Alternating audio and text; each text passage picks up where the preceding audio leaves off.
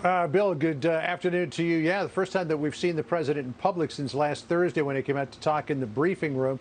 Didn't make any public remarks, though. Everything that we've heard since Thursday has been on Twitter. But we do know that the president is working the phones, talking to just about everybody he can, driving this process forward, meeting with his campaign advisors as well. Certainly the campaign has been filing a lot of lawsuits. They have been collecting affidavits and sworn statements from witnesses that they say is evidence that there were voting irregularities that happened last Tuesday and then the vote counting after that. But what they really need to do, Bill, is they need to either get their hands on some of these ballots so that they can examine them themselves and present that in a court of law, or they need to have a body like the Supreme Court say, you know what, in Pennsylvania, the law stated that all ballots that come in after 8 o'clock on election night are invalid. Therefore, they would need to throw out the entire tranche of ballots if they really hope to make a difference. According to one campaign source that I talked to earlier today, what they really need to do is they need to catch a break in court.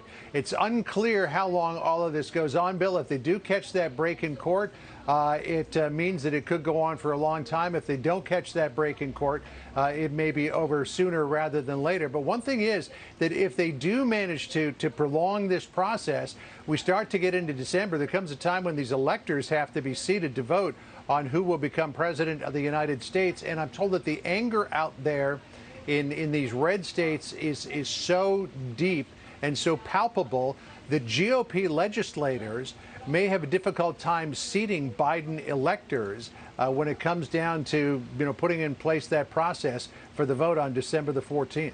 That would be something. John, come back to Georgia in a moment here.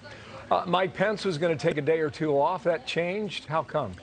Yeah, well, it was never officially on the schedule, so it never really officially was canceled. But there were plans in place for the vice president to make his annual pilgrimage this week down to Sanibel Island. The schedule sort of had him roughly leaving yesterday, coming back on Saturday. It looks like that is no longer going to happen. The weather down there in Sanibel is pretty terrible, too, with Eta hitting Florida. But he is going to be giving a speech here in Washington, D.C. on Friday. And then to bring it back around to Georgia, he will be going down to Georgia on the 20th to campaign hard for Senators David Perdue and Kelly Loeffler. Okay, tell us about the focus for Georgia with the recount. What are they looking for? What is their anticipation or expectation? Yeah, the Trump campaign held a conference call on that earlier this afternoon. This is going to be an intense process because Georgia, by law, has to certify its vote by November the 20th.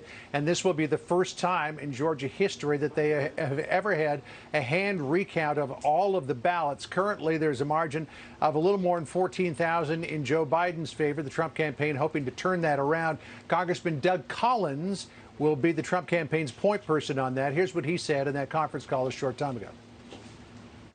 This is about really the first step. This is making sure that every legal vote is counted and every illegal vote not counted. It allows us to see the integrity of the process. So again, it's going to be an intense process, but the Trump campaign is urging patience, saying this is not an apple that you eat all in one bite. You take a number of different bites at it, and that's what's going on right now. But at some point, people keep on assuring us that on January the 20th, a president will be inaugurated. We're just not sure at this point whether it will be a new president or the current president. Bill? That's some really interesting reporting. Thank you, John, for that. I mentioned